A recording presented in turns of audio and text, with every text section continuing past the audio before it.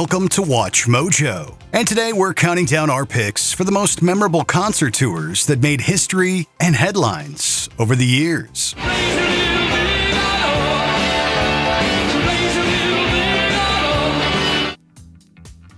Number 20, Stadium Tour. Guns N' Roses and Metallica. This was an idea that probably looked really good on paper, bringing together two of rock and metal's heaviest hitters at the heights of their creative powers. The Guns N' Roses Metallica tour is one of the most anticipated tours of the year. Rarely do two bands this hugely successful tour together. By the end of their 25-show U.S. tour, Guns N' Roses and Metallica will have played to over 800,000 people. There were a lot of other factors at play, though factors beyond Axl Rose made this stadium tour with Metallica and Guns N' Roses more than a little chaotic. During a stop in Montreal, Metallica's James Hetfield suffered severe burns in a pyrotechnics accident. Lars took the stage to calm the disturbed and agitated crowd. There was an incident with the pyrotechnics. Unfortunately, James is on his way to the hospital right now, and we're very sorry, but we can't continue the concert for you guys tonight. We will come back and finish our concert and play again for you as soon as we can within the next couple of months. When GNR cut their set short due to other technical issues, a riot broke out. The tour remained successful despite these setbacks and earned rave reviews at the time from the hard rock press. Number 19, Renaissance World Tour. Beyoncé. The hits kept on coming for Beyoncé in the aftermath of her Renaissance World Tour in 2023. It showcased a marked progression in organization and spectacle when compared to the singer's 3 previous stadium outings. The Renaissance Tour also proved to be the most financially successful for Beyoncé, earning over $579 million at the box office and bringing roughly $4.5 billion into the U.S. economy. It helped underline Beyoncé's relationship with her fans, as this globetrotting experience brought the former Destiny's Child performer's music to more people than ever before. It also further solidified the Renaissance album with solid live performances of Beyoncé's hit singles from this era. Number 18, Reflector Tour. Arcade Fire. Jumping from indie darlings to worldwide phenomenon with hits like The Suburbs and Afterlife, Arcade Fire has become one of the most critically acclaimed bands in music today.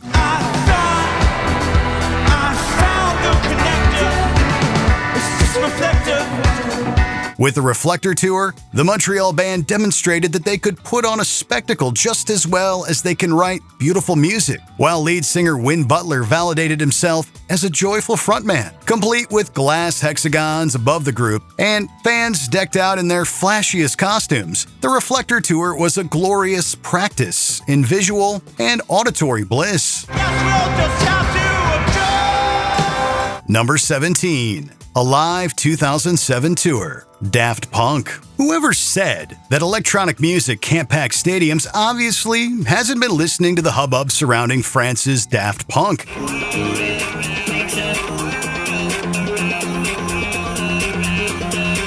The Alive 2007 tour validated hype going back to their inception in 1993. The shows combined style and substance in a way that felt timeless. Daft Punk has never shied away from their influences, and the Alive 2007 tour made the group's electronic dance music feel commercially approachable, while also sounding progressive.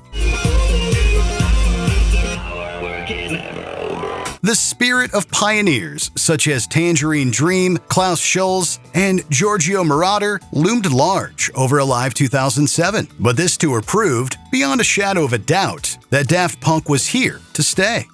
Number 16, the Razor's Edge World Tour. AC/DC. AC/DC is one of the most celebrated, revered, and popular musical acts of all time, making it impossible to deny the amount of publicity and acclaim that their world tours receive.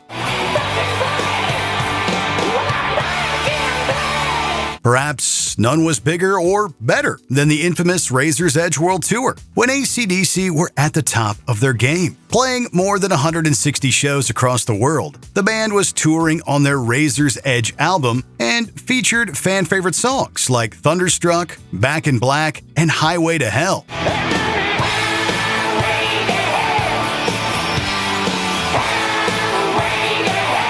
Full of the typical manic energy that AC/DC is known for. This tour was hard rock at its absolute best.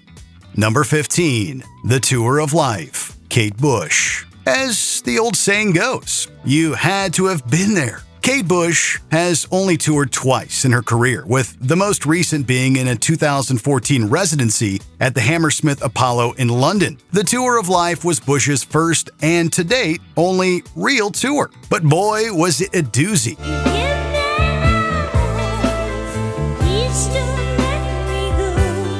The art rock icon's dedication to performing necessitated the invention of wireless microphones for the Tour of Life, freeing up Bush to dance while she sang. Gigs at this time also incorporated other art forms, such as mime and magic, bringing together so much vibrant artistry under one roof. For fans of Kate Bush, it was basically perfect.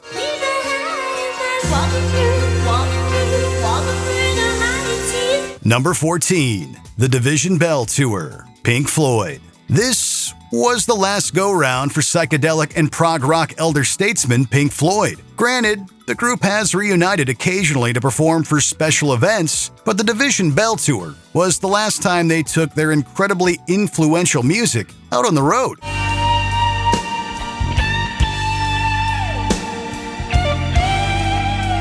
It was one heck of a way to go out, however, basically silencing any of those that had doubted the David Gilmour-led version of Pink Floyd. This was moody, atmospheric, and melodic magic that made each night feel totally brilliant.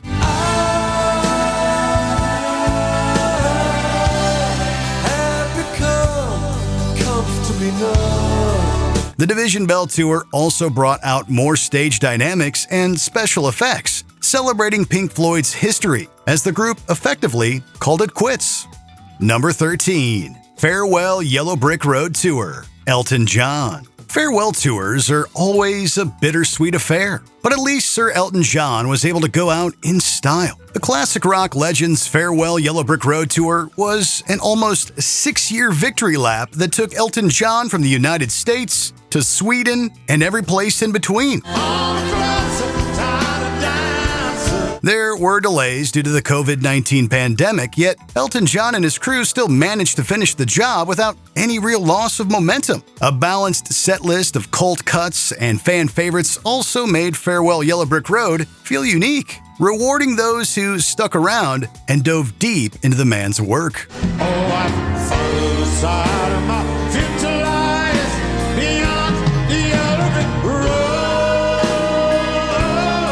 Number 12. Sirius Moonlight Tour, David Bowie. Reinvention always seemed to be key when it came to the success of David Bowie over the course of his career. Makes a man treat things over.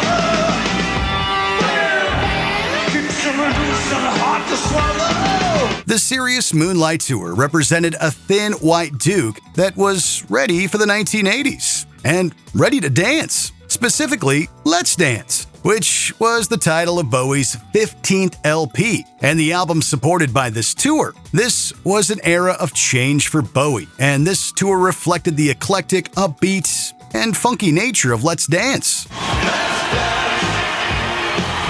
on your red shoes and dance the blues. The psychedelic and glam rock were all but forgotten here, with the Sirius Moonlight Tour instead shifting things over for yet another new chapter for Bowie's legacy. Number 11. New Jersey Syndicate Tour, Bon Jovi. In support of their wildly successful and 7-time platinum-selling album New Jersey, Bon Jovi took off on their equally successful, all-encompassing New Jersey Syndicate Tour.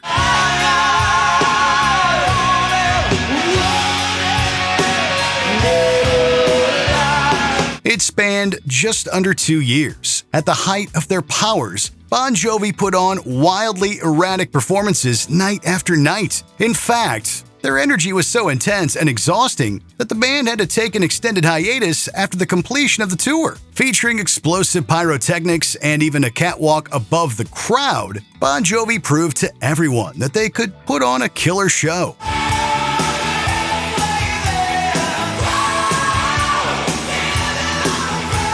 Number 10. The Eras Tour, Taylor Swift. No, this wasn't the first tour to serve as an encyclopedic look back at an artist's recorded career, nor will it be the last. The Eras Tour is, however, one of the most successful, thanks to the rabid response from the Taylor Swift faithful. You need to calm down.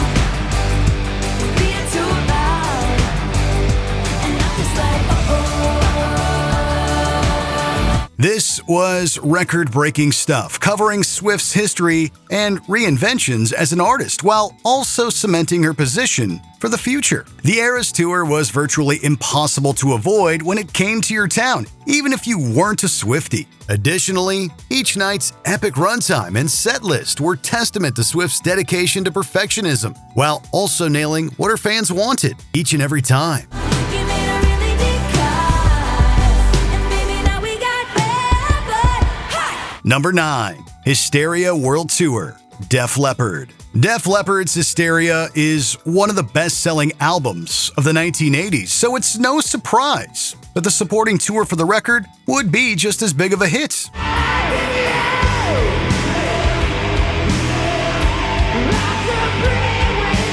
Totaling over 236 shows played in multiple cities around the planet, the Hysteria World Tour is notable for many reasons. This includes being drummer Rick Allen's first tour since his life-changing car accident, as well as guitarist Steve Clark's last tour before his death in 1991.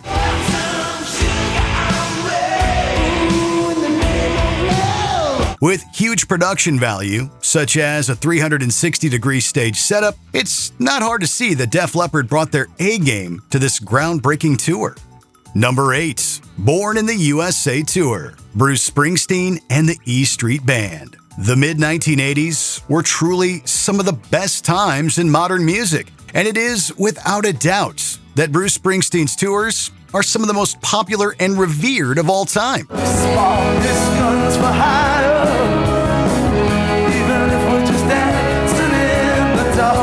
Promoting the now classic Born in the USA album, Springsteen played 156 amped-up, energetic shows across the world, convincing all that a rock god was in the making. Selling out football stadiums, the tour was an enormous success, grossing between $80 and $90 million and keeping the album inside the Billboard Top 10 throughout the entire tour.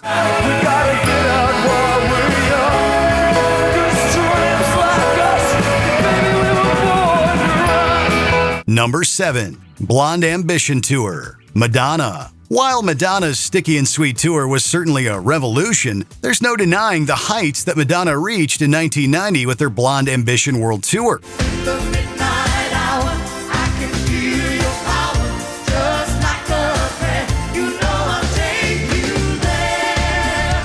She was certainly on top of the world at this point in her career, as she had just released Like a Prayer, one of her most popular albums. Named the greatest concert of the 1990s by Rolling Stone, this tour was highly controversial, mostly due to the singer's exceedingly sexual act. Nevertheless, it was extremely profitable and cemented Madonna as a musical icon.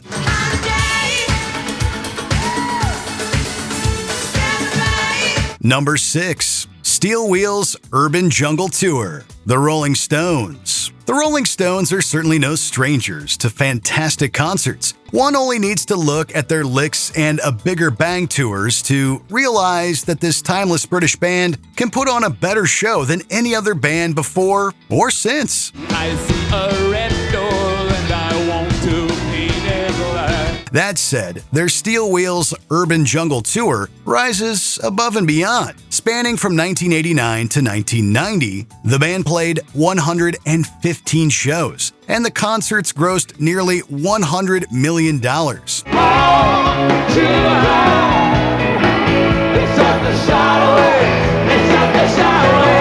It may have been bassist Bill Wyman's last go-around with the Stones, but he certainly went out with a bang. Number 5. Magic Tour, Queen. We appreciate that Queen still goes out there and performs for their fans in the modern day, but many of those same fans will also admit that the true magic was gone after this tour ended in 1986.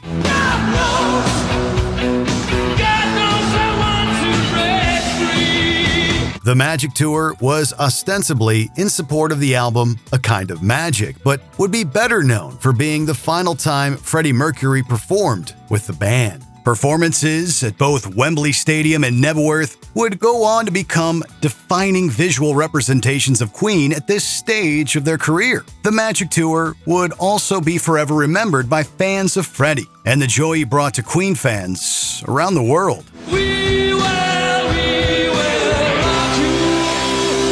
Number 4. The Beatles' 1965 U.S. Tour. The Beatles. What a difference a year makes. The Beatles' 1966 tour of North America may have been hampered by John Lennon's infamous comments about being more popular than Jesus, but this was definitely not the case only 12 months prior. It was a harmless remark in the middle of an article, and it never made the front page in England.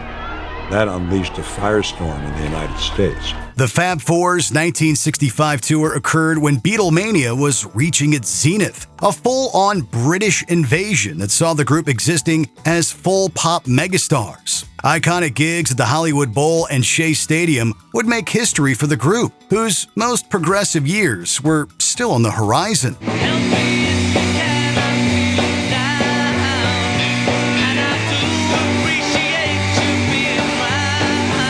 The success of this tour makes the band's retreat into studio work feel even further removed from the smiling, mop-topped lads from Liverpool performing at these gigs. Number 3. The Wall Live. Roger Waters. With The Wall Live, Roger Waters confirmed that he could put on an ambitious show, even without the Pink Floyd brand. All in all, it's just another brick in the wall. The first time that The Wall was performed in its entirety since Waters' 1990 Berlin concert, the tour grossed over $450 million and was easily one of the most complex tours of all time. Loaded with dramatic flair, props, and a gigantic wall erected on stage, The Wall Live was less a musical experience and more a visual art piece. Goodbye, cruel world, it's over. Walk on by. No other concert has attempted what Roger Waters maniacally and miraculously pulled off.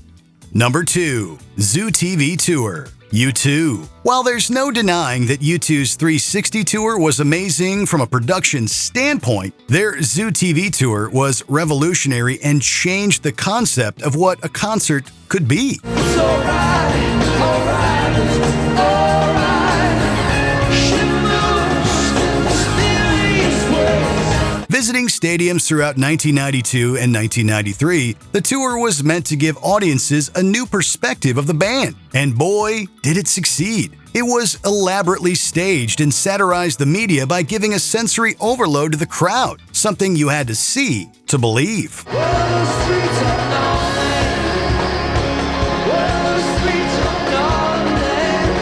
By completely reinventing their image and sound, U2 also reinvented the musical and concert world forever. Before we continue, be sure to subscribe to our channel and ring the bell to get notified about our latest videos. You have the option to be notified for occasional videos or all of them. If you're on your phone, make sure you go into your settings and switch on notifications. Number 1. Bad World Tour. Michael Jackson. While the tour's title may have suggested otherwise, this massive Michael Jackson tour was anything but bad. Before his classic Dangerous tour, Jackson embarked on his first solo attempt with Bad, and his infectious energy wowed the world over.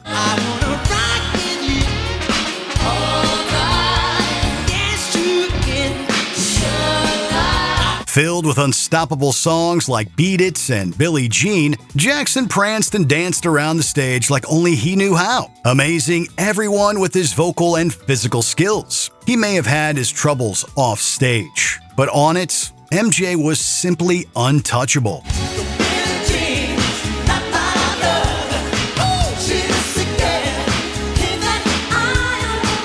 Do you have any favorite concert memories? Share them with us in the comments. Every time you call